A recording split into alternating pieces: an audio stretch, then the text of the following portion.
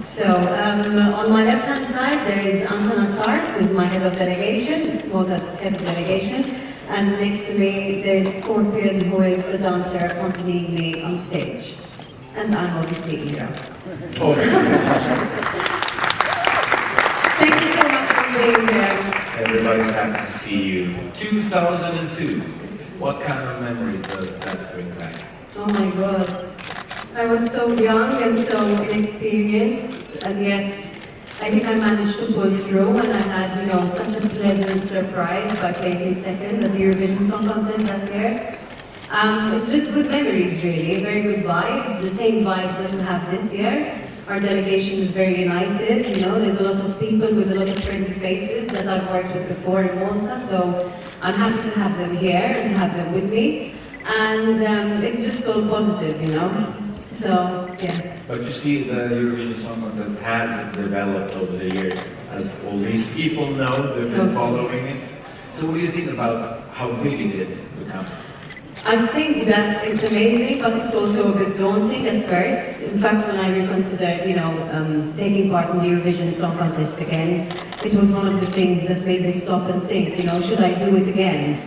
And then instantly, because of the way it's evolved and because of how big it's become and how much importance it has been given throughout the years in the music industry, it just made me say yes instantly. And then it's much more important to pick the right song. But that's always. It's always very important when you're an artist to pick the right music that you write and the right song that you want to, release as a single, for example, because you want a lot of people to like that song because you want it to fare well in the industry. But then it also has to be a song that you personally like. So how did this procedure go for you this year? Well, it was a bit different for Malta this year. I first won the national final, I think in January or February was that? In January. I won in January, and the question was posed to me by PBS, who organized the national final, whether I would like to challenge my song or, test it. And I instantly said, yes, why not? Let's go for this new rule that was there, I think, for the past 2 years. And we instantly started getting songs from international songwriters as well as national songwriters. And I listened to a couple of songs.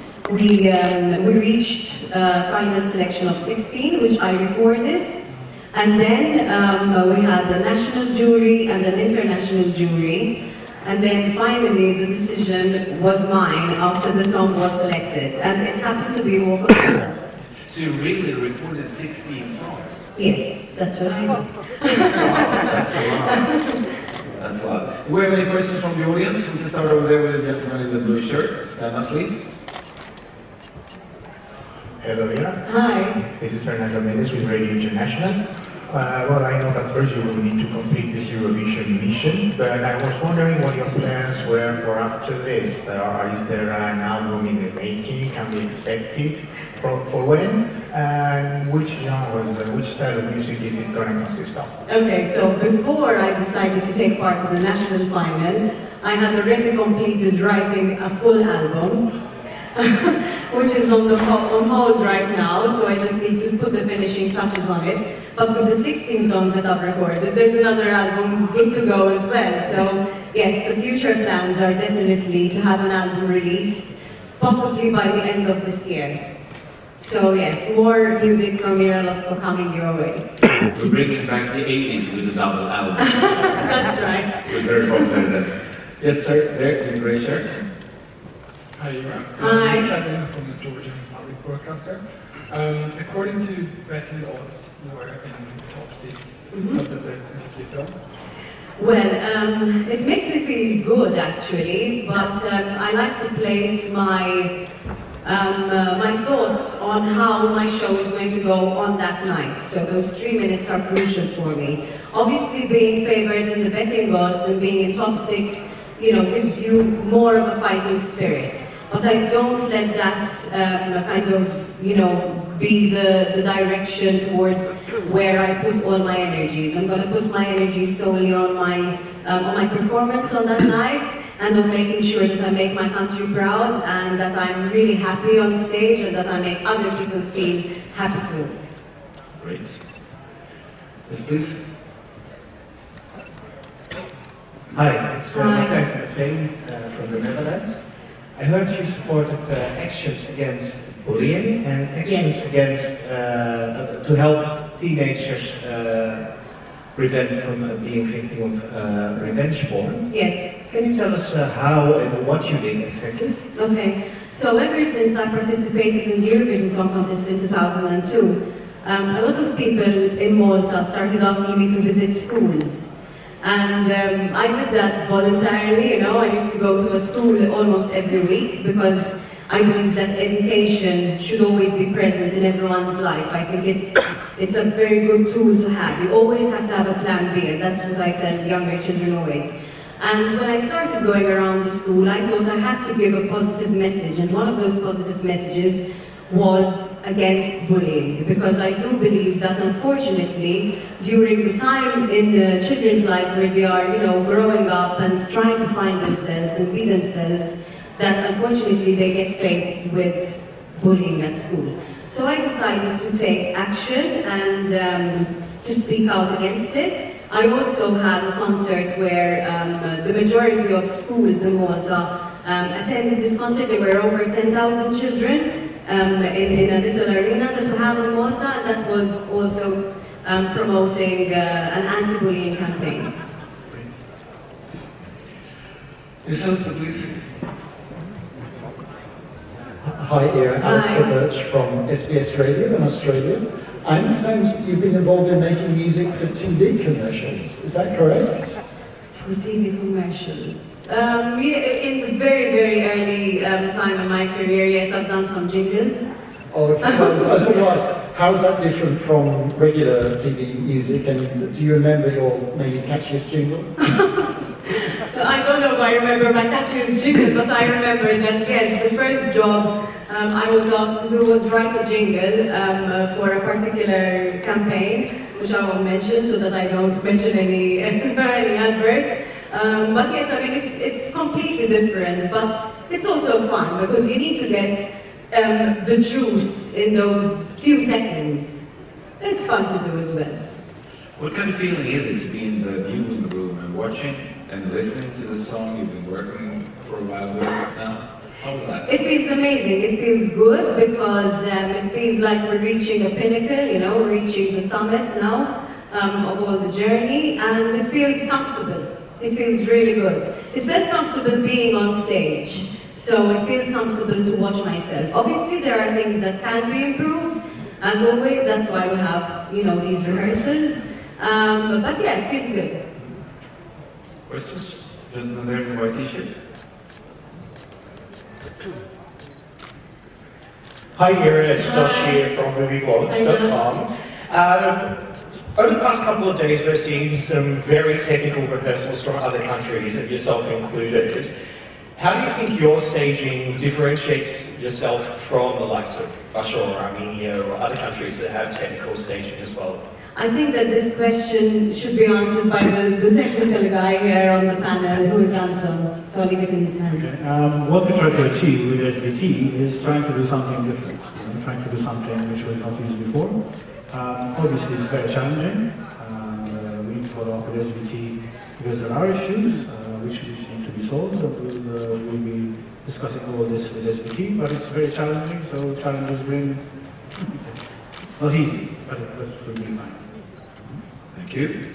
Yes, please, white t-shirt. Hi, it's Danny from BBC. Nice to see you again. Hi there. You went to quite a few of the preview parties around Europe Yes. in Riga and Amsterdam and London. How were they for you, and how was it to get your song across the fans there? It was really good fun. In comparison to when I first participated back in 2002, this was a pleasant thing to do because I got to meet a lot of the other contestants, whereas before you didn't really get to meet them because the rehearsals were scheduled so tightly next to each other, so you'd only see the person before you and the person after you and just said hi and kind of exchange niceties to each other. So this was really good because we got to become a really little close-knit group. It was also exciting to share the song live before we actually got here and did the rehearsals. And it made us, I think, a bit more comfortable as well because we sang it live beforehand. So yeah, I love the pre-party idea. I think it's great. Is it the first time you're in Stockholm?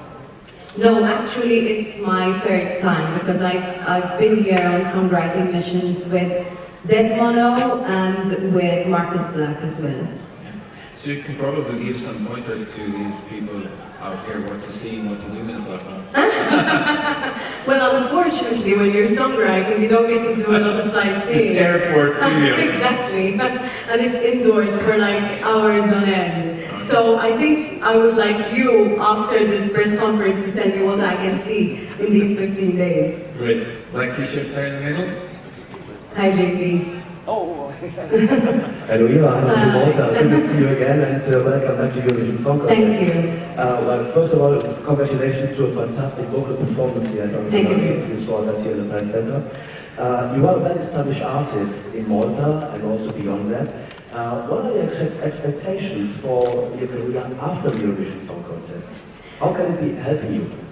Well, I think the Eurovision Song Contest can help any artist to elevate their profile and also to share their music with a much wider audience. I believe that the first time round that I did it, I had a very good 14 years of doing very different things and a lot of, really cool experiences, a lot of collaborations with international artists and a lot of opening concerts for international artists as well. So I think that the same thing will happen after, because I always keep a very positive frame of mind. You see the young artists coming up today and getting into music and maybe reaching the Eurovision Song Contest. What would you like to say to them? What do you think about? Well, firstly, I think music keeps you young at heart. So I do feel like one of the young artists too. But what I would like to say to them is just to be true and honest to themselves and to enjoy every experience that life throws at them. The Eurovision Song Contest is a great experience. It's a great experience for, encompassing a lot of different genres together and a lot of different traditions and cultures. It's what Eurovision stood for, many years back and still stands for today. And the slogan "Come Together" is really, a symbol of that. So the only advice, if I can call it that, I can give them is to enjoy the ride of anything they do. And if they are participating in the Eurovision Song Contest, to enjoy it. Thank you. The back in the gray t-shirt, sweater. Stand up, please. Hey, Ira, you from musictoday.com. I remember last year there were rumors about you participating in the Malta Eurovision Song Contest, and you got it as a surprise that many people support you. Also this year watching the Malta Eurovision Song Contest, it seemed that everybody was supporting you. So my question is, what is the feeling or the reactions you get from the people in the streets of Malta regarding your participation? I love people in general. I think it's great that I love people in general because in this job you have to.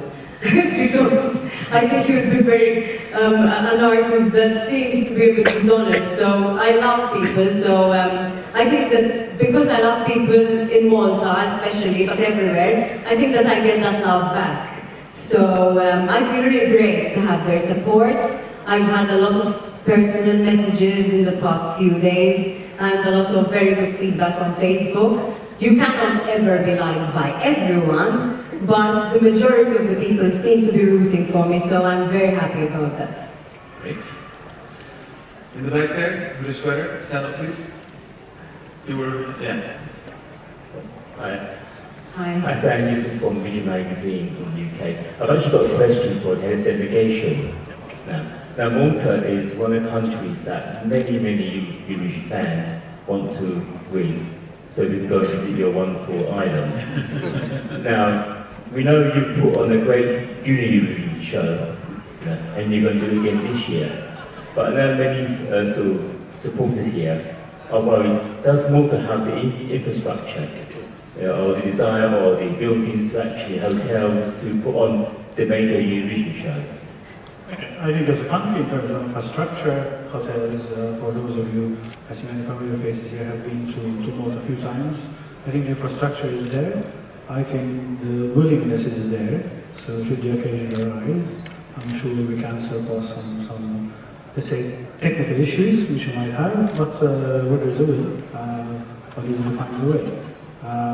As you know, I'd like to use this occasion also to invite you to Malta for the Junior Eurovision Song Contest, which will be on the 20th of November. We actually have a press conference here next week. And as you rightly said, I mean, I think Malta managed to take the Junior Eurovision even a step further, in terms of our production level. So we hope we get the occasion to actually host the Eurovision. Great. Manda, and white issue. Hi, yeah, I'm John from Eurovision Ireland. Hi, John. I told my friend that while you were away from Eurovision, you performed in a revival of the classic Tenor 79. Yes. I think that's right. Can you tell us a bit about what Tenor 79 is about and what your experience was like doing that? Well, the experience was actually very good. It's a song that many people in Malta really love and have close to their hearts. I was very honored to be asked to sing this song. And all I can say is that it speaks about Malta and all its history and tradition. Anyone who hasn't heard the version can find it on YouTube, and I hope that you will enjoy our beautiful language, which I'm so honored to have with an island of only 450,000 people. So, ladies and gentlemen, thank you very, very much for attending. Now, Ira will stand over here for some photos.